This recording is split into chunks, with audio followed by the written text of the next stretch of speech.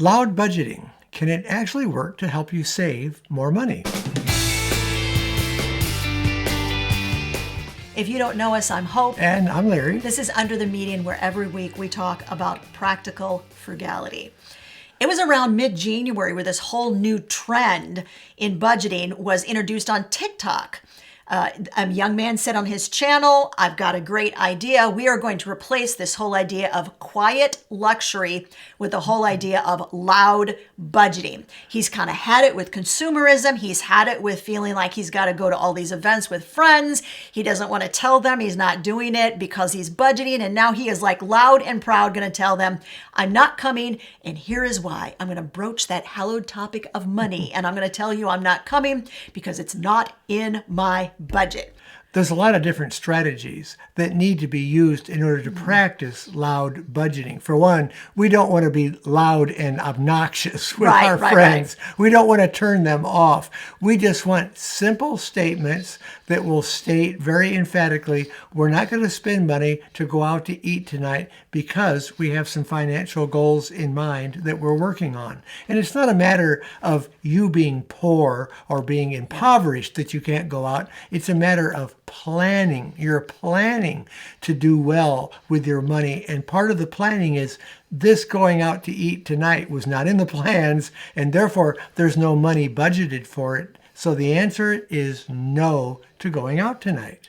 And we just did a whole video last week where we talked about what we see as the pros and the cons of this new budgeting movement. We're going to make sure that that video, if you haven't watched it, is linked up above and also in the description of this video. But in this video, we want to talk about loud budgeting and using it as a tool in your frugal toolbox and healthy ways to approach this whole idea of loud budgeting and how you can use this new trend to help you to stay on track with financial goals and also to save more money. One of the first concepts that we need to keep in mind for using this is to keep your specific financial goals in mind. You need to make sure that you've planned out ahead of time exactly what you're going to be doing with the money. So in case there's some questions asked, you can just say, we're planning on replacing our furnace in 7 months and we have to put the money in toward that. Or you're wanting to replace one of your cars or do some remodeling on your home. Whatever it is that you want the money for, you just explain very briefly, very succinctly what the goal is for that money.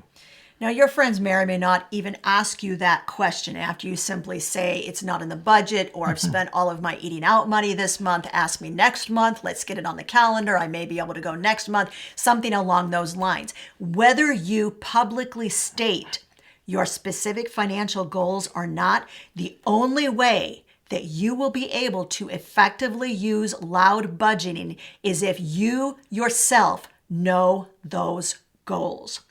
We are huge proponents of setting quarterly savings goals, quarterly financial goals. We even go so far as to set monthly goals and even weekly goals that we call our big three. But here's the thing. Here's the kicker with knowing your goals. They need to be specific. They need to be time related. You need to have them written down. We even suggest that you print them out, that you put them where you can see them, and that you also track your progress. And to us, this whole idea of loud budgeting is yet another tool you can use for your goals to help keep you on track, because you have just declared to your friends and family that you indeed have some financial goals. Keep in mind, along with what Hope just said, is that you want to be sure that you're supporting your financial goals all the time. You want to be keeping those in mind in order to be meeting those goals. And the decisions that you make on a daily basis should once again be in alignment with your values and with those financial goals. Second tip we'd like to offer you if you're going to use loud budgeting is don't say no all the time. That is a sure recipe for giving up the ship and saying, nope, I am done with this whole thing. For one, you probably would like to go out to eat with your friends every once in a while. Anyway, you have good friends. You enjoy going out to eat. We're not against going out to eat and spending some money just for fun. The idea, though, behind it is to have it budgeted. Have a budgeted line item in there so that you know exactly how much money you have to spend and you know what to get when you go out to the restaurant, so you're not overspending your budget. We don't even have a restaurant fund, guys. We call it fun money. Yeah. We have for like the past 35 years, it's been fun money. Yeah. And I remember Larry, when we set our budget up one January, he looked at me and he said, "We are just not having enough fun." So he wanted more money put into the fun money budget. The whole idea of having a budgeted amount for this is because it gives you a clear idea whether you can say yes or whether you need to say no. But here is what we'd like to suggest. Before you say no, take a beat. Ask your friend where they are going. Go ahead and look online.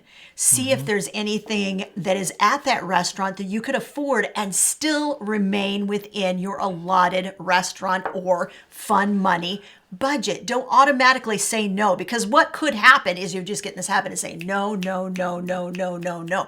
And that isn't healthy either. So take a look. You could do something as simple as decide drinks are off my menu, be that alcoholic or non-alcoholic drinks. I'm just going to drink water. Yeah. Just simply doing that when you go out to a restaurant could put that restaurant outing within your financial reach without wreaking havoc on your financial goals. A third concept that we'd like to present along with this is to say no clearly.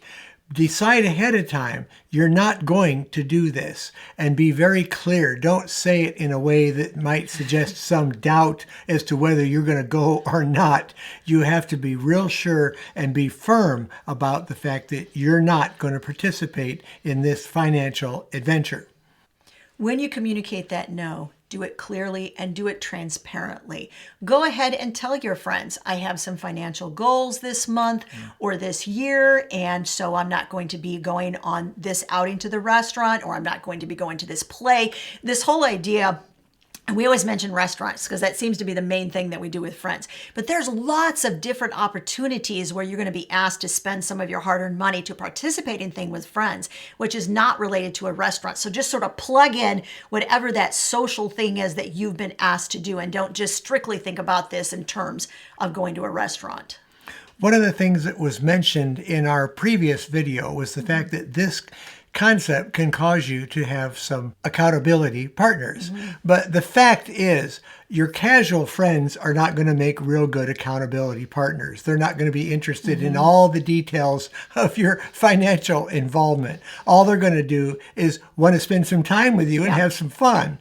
So choose your accountability partners wisely. Find some frugal people that are like you, that are interested in saving up money for goals, paying cash for things, being out of debt, and so on, that can understand exactly what you have planned, and share with them what your plans are and what you're doing, and let them hold you accountable and be supportive of what you're doing. Here's another caveat. They may not be supportive of what you're doing. Not everybody is going to be okay with this. Not everybody's going to be your biggest cheerleader. You have to go into this knowing that that's going to be the case. Whether you are being transparent and being a loud budgeter or not, that's the case. Some people just simply aren't going to understand what you're doing, and you have to be okay with that. If you are a people pleaser, like me, that is a really hard concept. And when we became loud budgeters years and years and years ago, this was hard for me to do. It was very difficult for me to find a balance because I want everybody to like me. I want everybody to be on board. I want everybody to be happy. And it was hard for me to think I was going to disappoint someone or let them down because I had to say no to something. And I had to really do some inner work to figure out that I am responsible for making sure that I stay true to my own values and my own goals. And I am not responsible for their reaction to what I say to them. I think even if they react negatively or maybe not as favorably to what you suggest, when they get home and at night and things are quiet, I think they might think back and say, well, that's very interesting that Hope and Larry said no to spending money on going out to eat. They must be very careful at how they're handling their finances. And as always, remember to be gracious when you are letting them know why you're not going. Because the truth is, they may think about it when they get home at night, but you got to go home at night too. And I told Larry, I said, I got to sleep with my own conscience. Yes. And I have to know that I've been gracious to that person, regardless of how they are reacting to me in return. Hope and I can help you stay on track. And one of the things you can do if you're enjoying this video is hit the like button. That helps YouTube's algorithms in putting this video out to others that might get some benefit from it. And the other thing too, if you're not subscribed to this channel and you'd like to see more content like this, subscribe. And then that way every week you'll get to see our 2 videos that we put out on practical frugality. I would love to think that we are like your happy, healthy, helpful guide through the world of practical frugality. Once you have told your friends, no, I won't be attending that event, here's something else that we suggest, and we have done this for years and years. Do not be afraid to suggest a budget-friendly alternative. Yeah. If you can't meet your friends for dinner, tell them you'd love to meet them after they're done eating and have a cup of coffee with them. You can go to a restaurant and have a cup of coffee and still stay within budget. But if you don't even want to do that, invite them back to your house. Tell them you'll make coffee or you'll serve them a nice drink. You can get 1 bottle of wine. It's not very expensive, and you can divide it up between your friends and give them a nice glass of wine after dinner. You can play some great music. You can have some wonderful conversation. And frankly, Larry and I have discovered, especially if you said that you're going to make the dessert. I should throw that in there. If you say, I'll make dessert, that is a huge draw for people. I'm just saying. But what Larry and I have discovered is that you can have more meaningful conversations in your own home than you can have at a noisy restaurant. And that is something to take into consideration. And anybody that's willing to make me a free dessert, I'm okay with going over to their house and spending some time with them. The 6th thing that you can do when it comes to loud budgeting is remember that you are leading by example. There are times when you are impacting other people and you have absolutely no idea, 0 idea that you're doing so. I know I have an example. Larry's got a couple of examples to give you just from our personal experience. I had a good friend. This is a friend we've had for decades. Tell me the other day on the phone that I had no idea how much that we had impacted he and his wife. And he said, we saw you guys live for a long time with frugality, and then you paid cash for your home. And he said, that was what made me look at her and say, honey, I think we can do this. And he shared with me just the other day on the phone that they were paying off their current home. It should be paid off in just a few months. And he said, I want to thank you for setting that example and showing us that it really could be done. We never had a conversation with them about money that I can remember. We just let them know in a friendly way what we were doing, and they never responded, never told us it made a difference until now. And we found out we'd really made an impact. Along the lines of what Hope was just talking about, I was at work, it's been about a year or two. It's been a long time ago because it was when we bought this house. I was mentioning about moving to a friend of mine. He happened to be somebody that worked in the administration offices. He probably made a salary about 3 times the amount of mine. And I just casually mentioned to him that we're paying cash for the house that we're going to be moving into.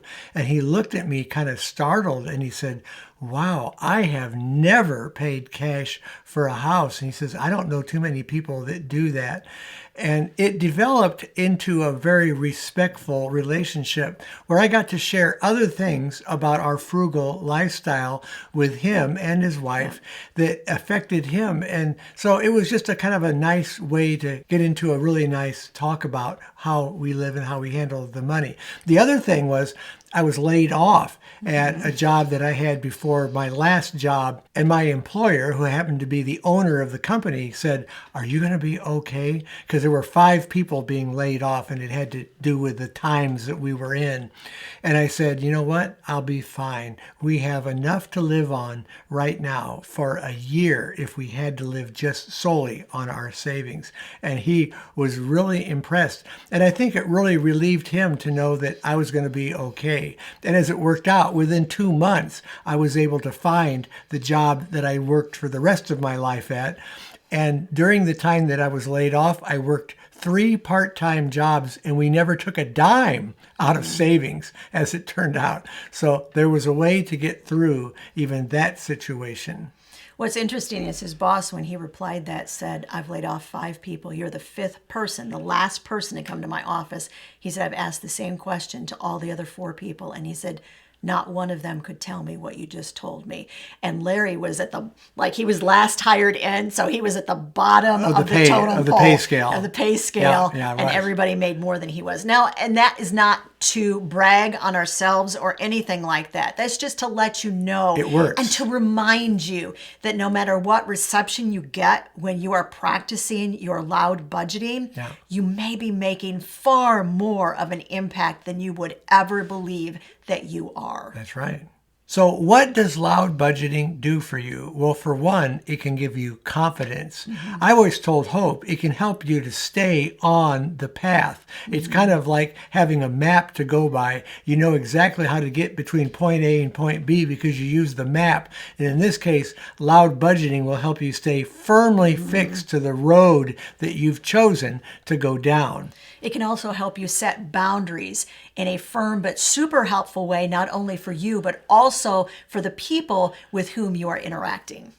You can practice this all the way through while spending money that reflect your goals and your own values. Now, I want to remind you that this is part 2 of a 2-part series on loud budgeting. In the first part, we covered the pros and the cons of loud budgeting. If you haven't watched that, it's right over there. Go give it a watch.